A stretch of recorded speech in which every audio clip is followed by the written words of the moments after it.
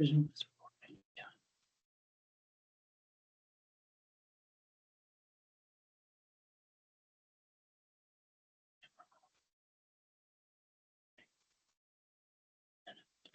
Recording. Hopefully, how do I stop the recording? That's the first question. Stop sharing.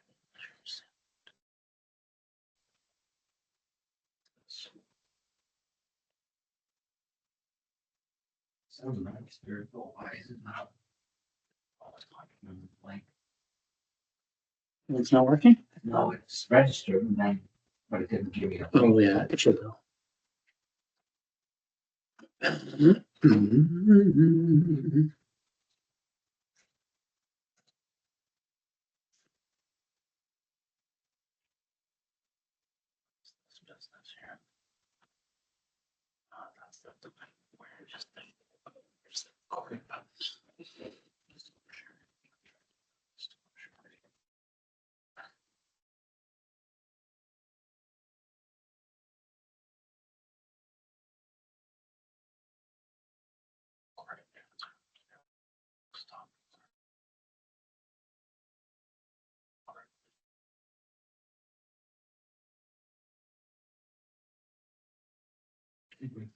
Confirmation.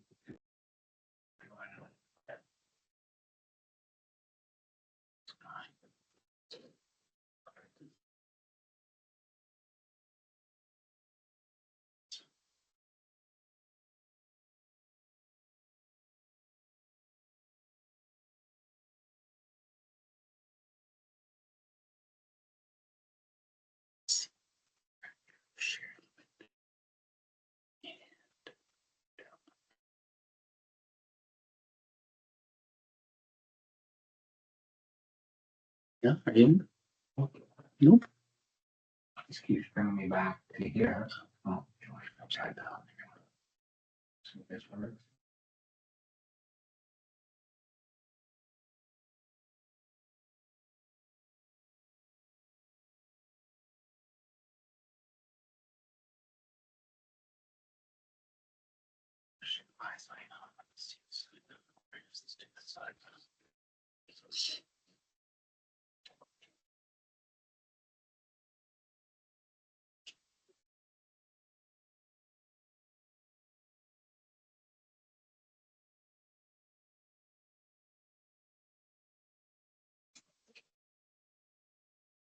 You can see, but is your motor just like straight? I can't, now I've lost the side panel that shows who's here, but. It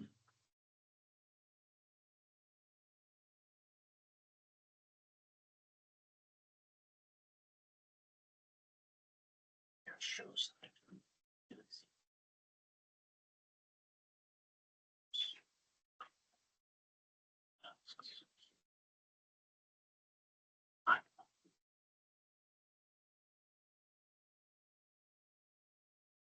Three more minutes.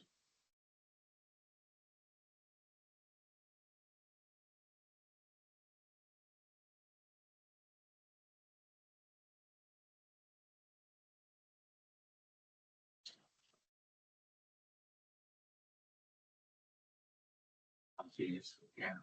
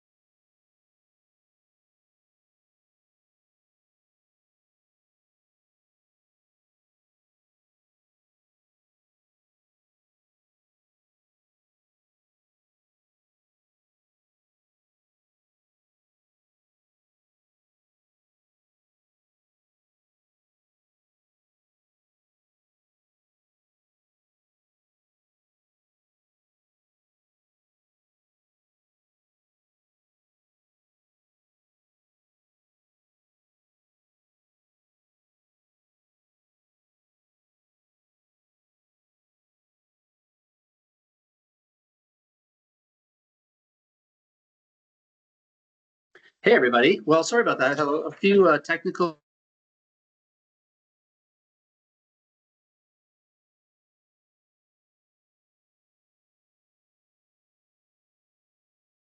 Here it is. Okay. Hey, everybody. Sorry about that. A couple of little technical issues coming into this. But anyway, we've sorted it all out and we're good to go. So thank you very much for being here. I know that time is money and I want to get this, I want to get through this as quickly as possible. So that, you're not wasting your time and I'm not wasting mine or I'm not wasting yours. But welcome. Why can't I get this back down to a reasonable size here? Okay, oopsie.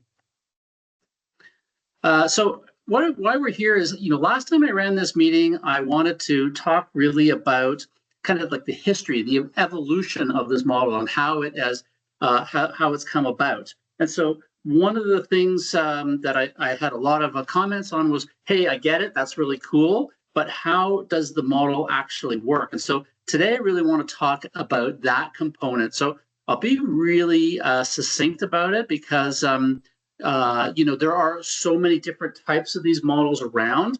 And so it's going to be a bit of a high level, but just give you really the basics of it. So as we dig in, I'm going to go over again quickly the kind of the overview of the model, a little bit of history of it. I'm going to talk about the three components of the model. I'm going to do a deep dive into the actual revenue share component. I'm going to give you some examples of that. I'm going to talk about how we build equity and then if it's right for you or not. And also, really talk about some of the negatives about it, because there may be a situation. I think it's fair to know what are the positives and negatives of all the models, and so I think that I really want to explain that to you, so you're making the right decision. And you might say this is not right for me, and I totally appreciate that. But at least you get to know what you're saying no to, if that makes sense. Okay, so I shared this in the last slide, and the idea really here was this sort of evolution of how these models have kind of grown out of necessity, right? So in the original model was the traditional or the legacy model. We see that today in things like, Century 21 or Royal LePage or Remax or whatever it is.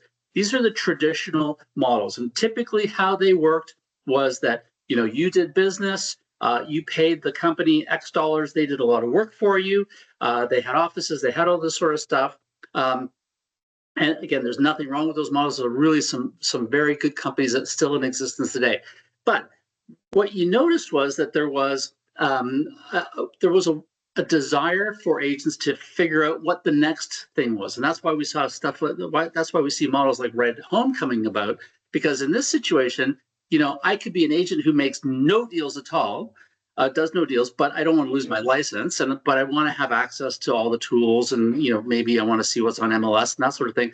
So the Right at Home model is great because I just pay a small monthly and I get all that stuff. On the other side of it, I might be a really high producing agent, but I'm never in the office. I don't care about the tools. I run my own business, and that sort of flat fee model works perfectly because I'm just paying per deal.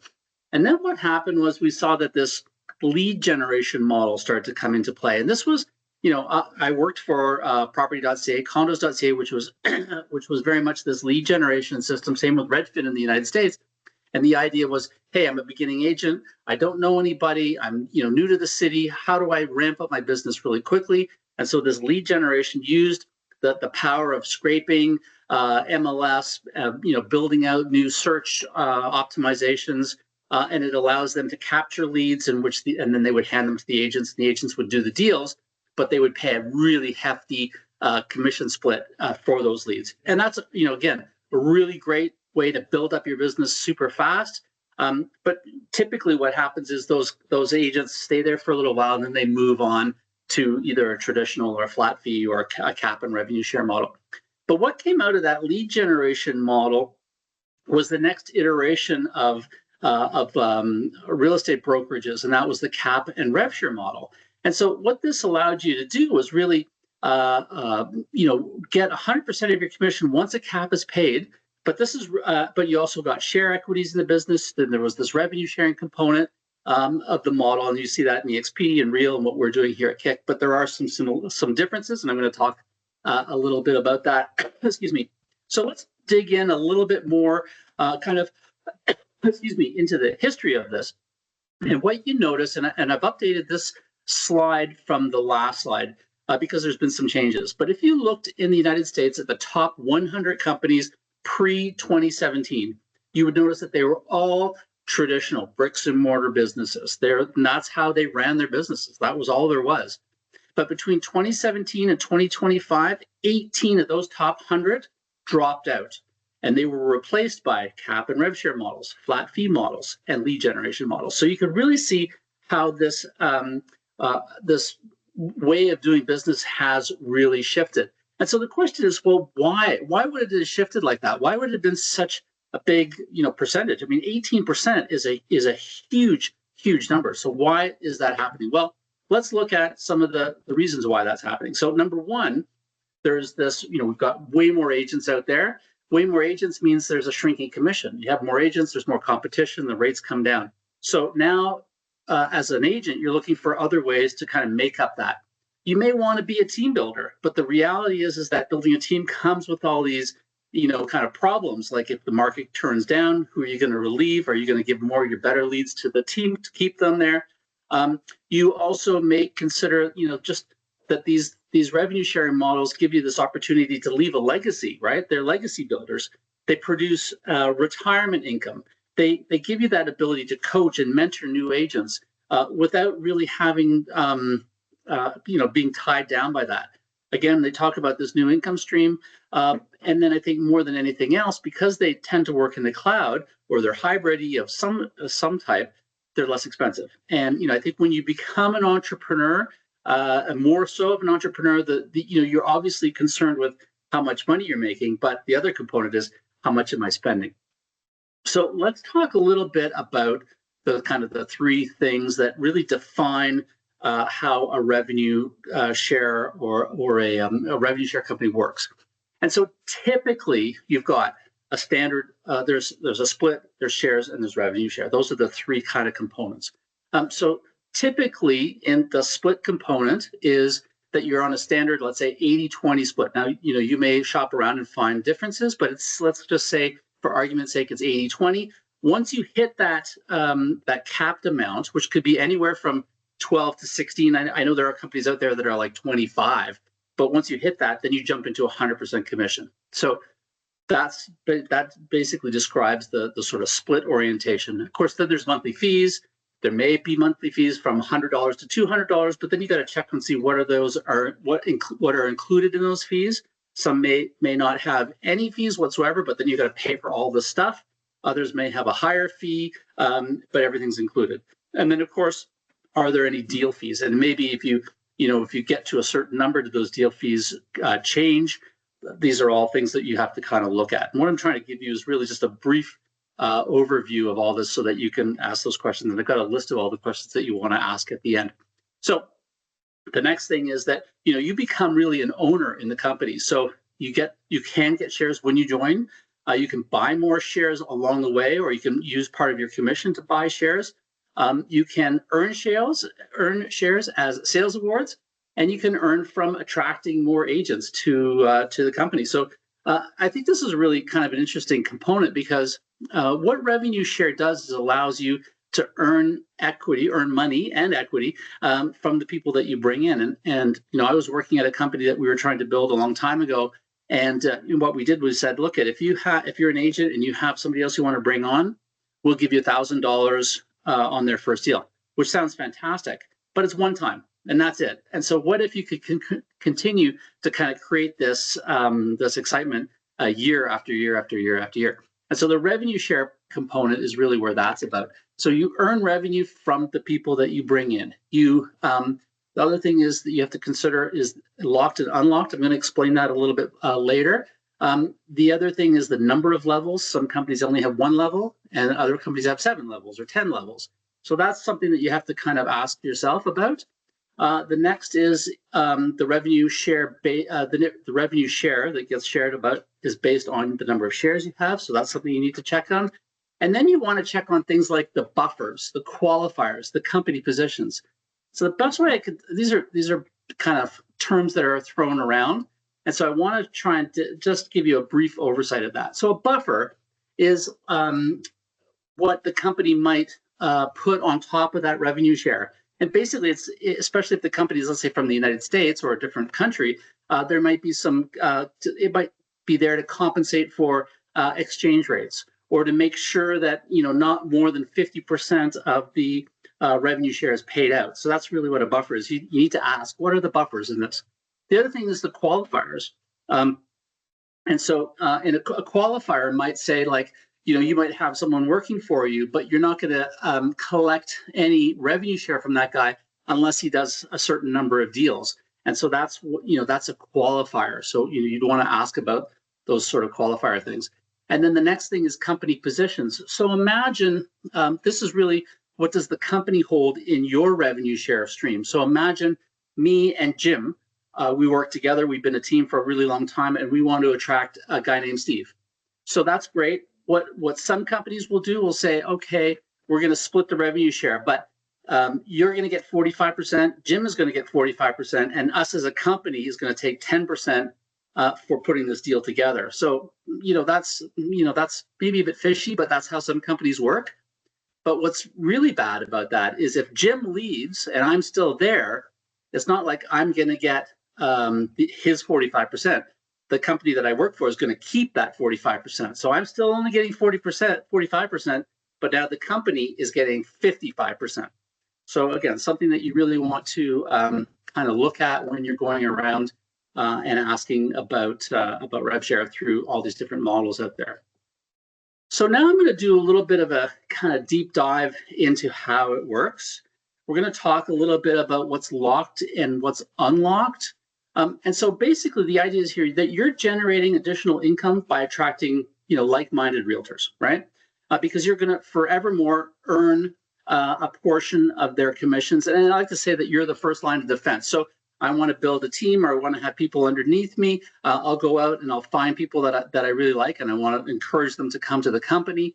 And if they ever have questions in real estate, because you're really their sponsor, let's say, they're going to ask you. And if you don't know the answer, you're going to say, hey, listen, I don't know the answer to this. Let's get Mark on the phone. Let's go through it together. And then we both learn from it. So, and then there's this locked or unlocked position, which basically the people that you bring on, they may bring on people. And so if it's a locked position, and I'm going to explain this in a second, if it's a locked position, you're not going to get any income from any revenue share from those people until you build up your second level. And that could be 5 or 10 agents. So, again, one of those questions that you have to ask about. So, the idea here is that this is a real team sport. It's about encouraging you to if you want, to bring more people on, and encouraging all the people in your network to bring more people on. So let's give a little example of how this would look like. So imagine you're the deep diver here outlined in red, and you bring on somebody. Now, I'm just going to use our model as an example, which is if that person does any sales, let's say he caps out, the most that you'll make from him is $1,575 a year. Every single year, as long as he's there, as long as he's capping out, you're going to make $1,575. Now, he may have a bad year. That's all that happens to the best of us. But you're still going to receive a portion of his of the income that he makes to the company. And so that'll be at the end. I'll show you how that works.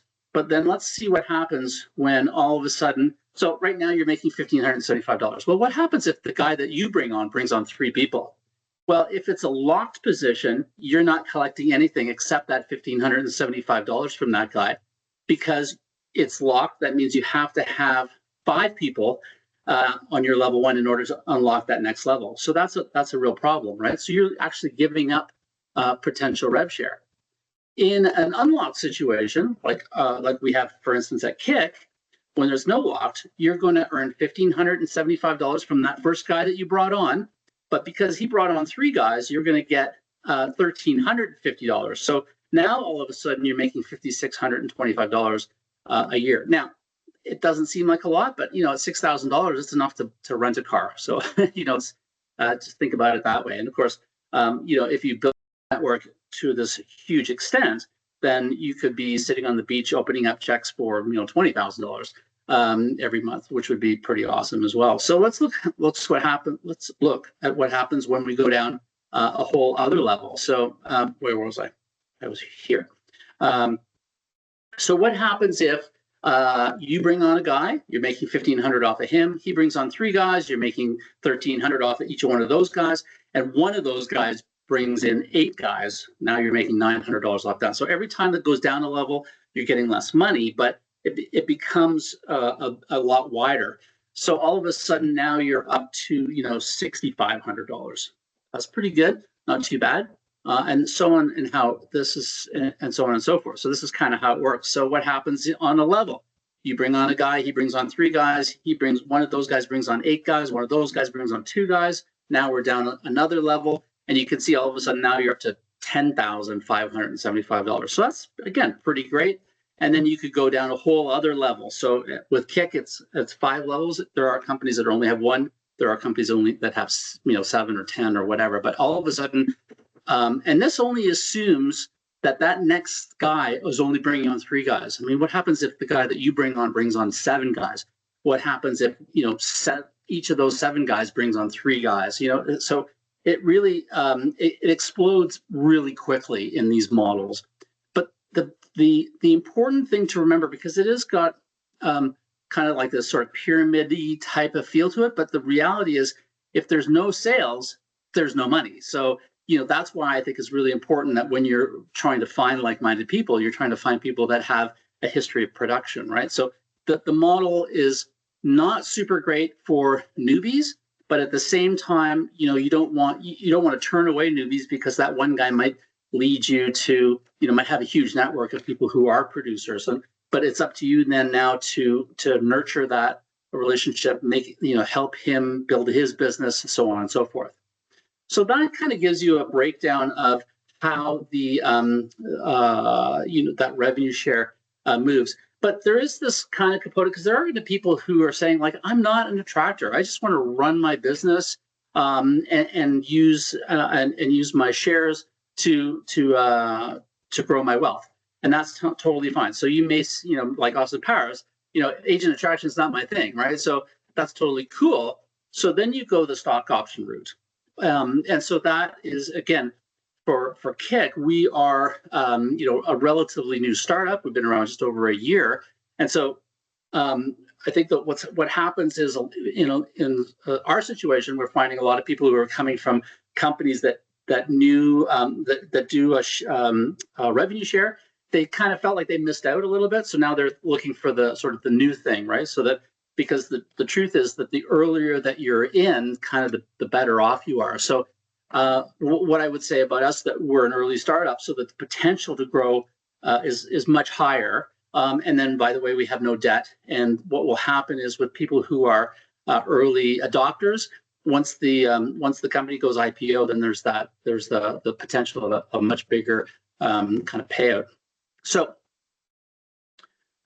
the other thing is, we got to decide whether or not, this whole revenue share model, this cloud-based, cap model is right for you.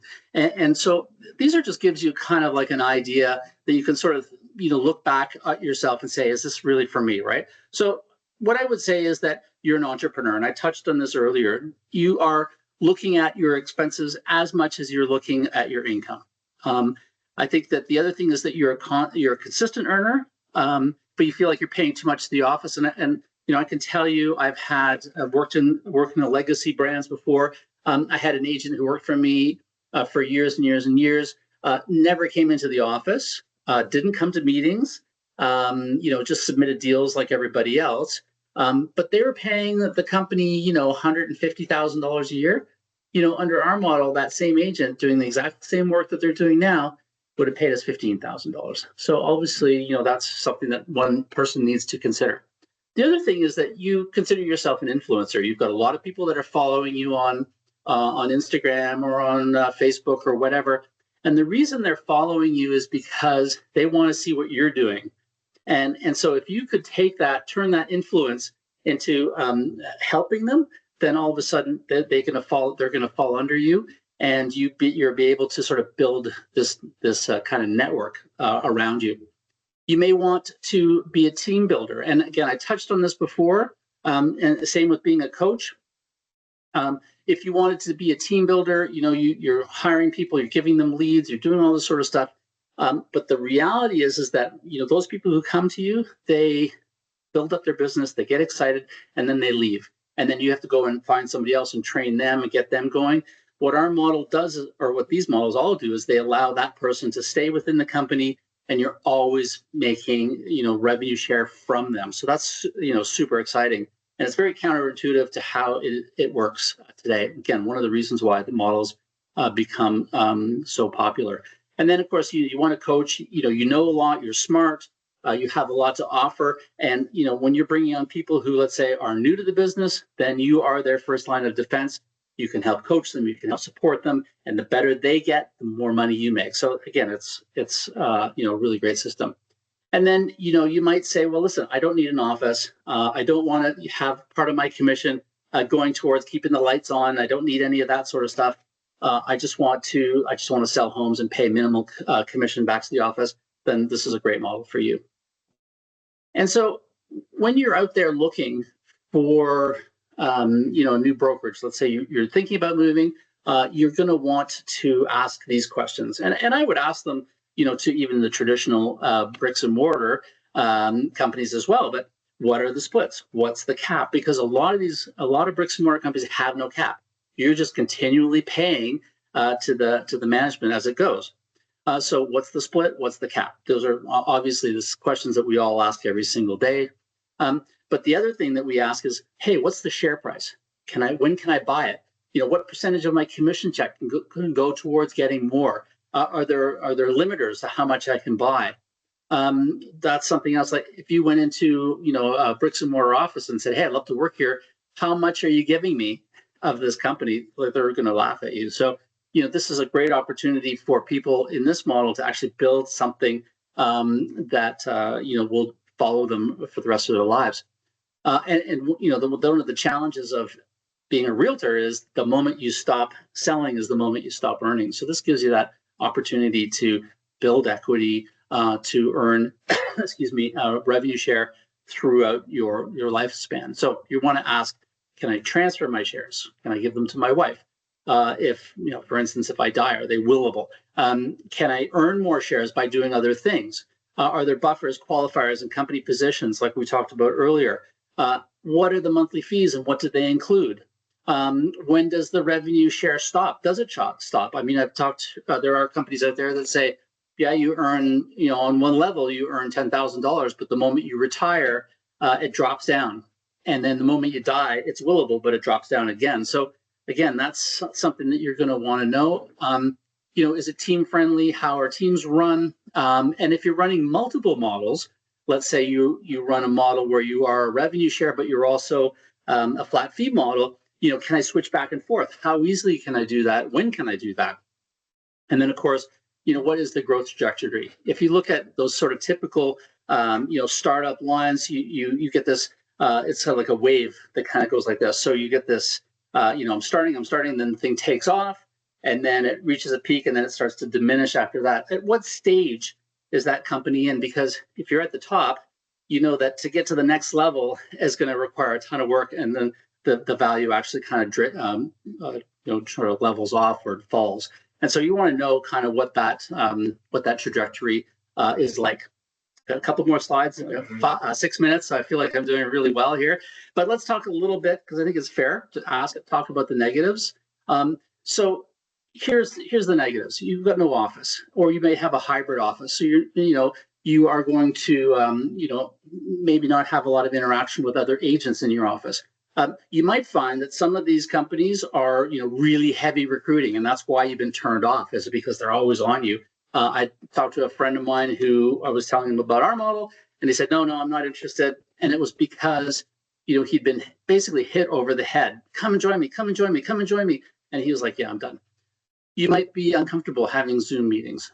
You might be uncomfortable having to upload documents all the time. You might you might not like to have a secretary, or a front desk person, or maybe you find it hard to find a manager all the time. Those are some things that I've heard about in these models. And as a company, as a startup, we work really, really hard to build community and to crush all these negatives that happen. So for us, no office means no office expenses. I'm not paying money to keep the lights on. I'm not paying money for rent. All of the people that work for us tend to work off-site. So, I can have multiple people working for me in different provinces, and it doesn't bother us. It gives you that ability to coach others. You're a self-starter. For us, it's easy to find a manager. We've got, a number of managers in our company. And if I'm not available, there's somebody else available.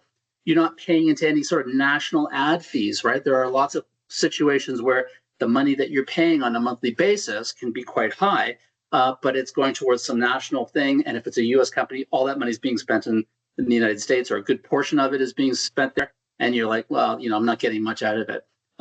We have our own Canadian-grown tech platform, and a lot of companies have their own platforms that are quite simple. So the reality is that you're the brand, and it's important for you to build your business in a way that's right for you. And whether or not this works for you is just something to think about.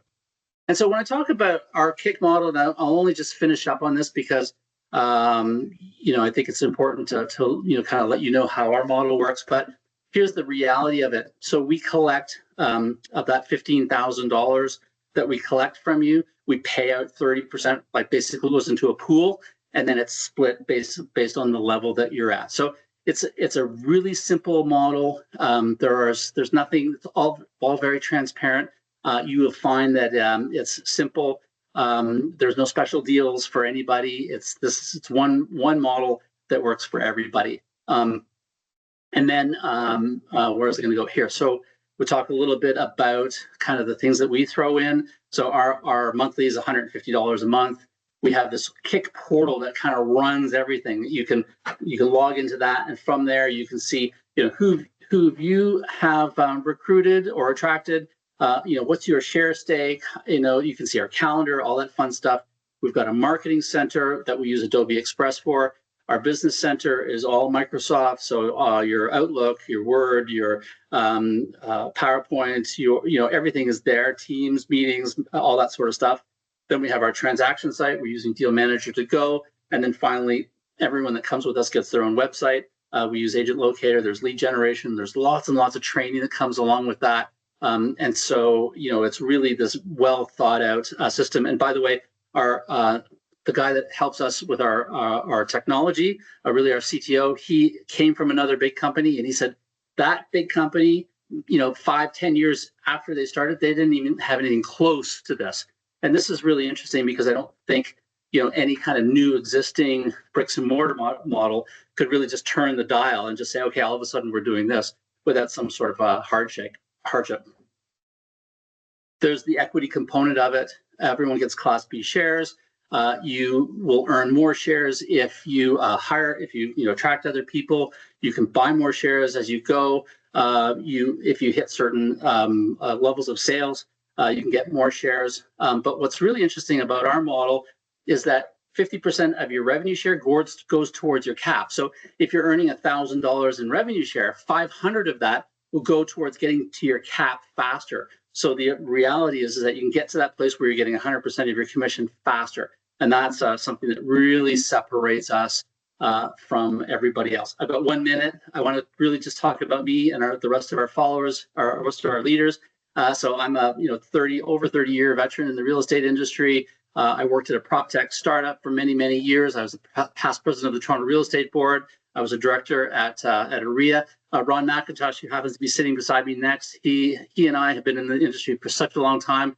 Amazing manager at multiple brands, top 1% influencer, goes on and on and on. And then Angela Papasateriou, who again, multiple years running different brokerages all over the city. So really great. And then we've got offices in Alberta with almost with equally the same amount of talent, and offices in BC. So we are the only all Canadian, nationally owned real estate company in the world. I think, or in Canada. And I think the beauty of that is, given what's happening right now in the United States, I think it's awesome that we support Canadian. We are Canadian owned, Canadian managed, Canadian tools, Canadian revenue share. All the money that you make stays in Canada.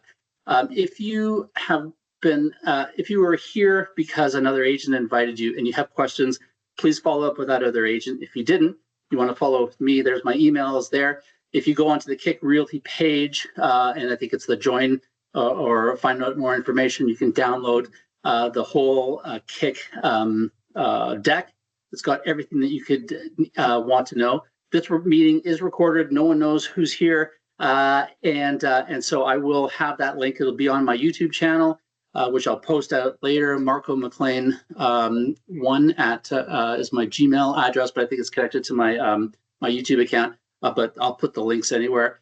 1:31. I made it in under in just over 30 minutes. I really appreciate you guys all coming. If you have any questions, let me know. And my next webinar, April 2nd, I'm going to change it up a little bit more. I'll add some more details, some more numbers, some more everything, and just give you a different spin on how our model works. And I really, really appreciate you guys coming. Thank you so much. Have an awesome day.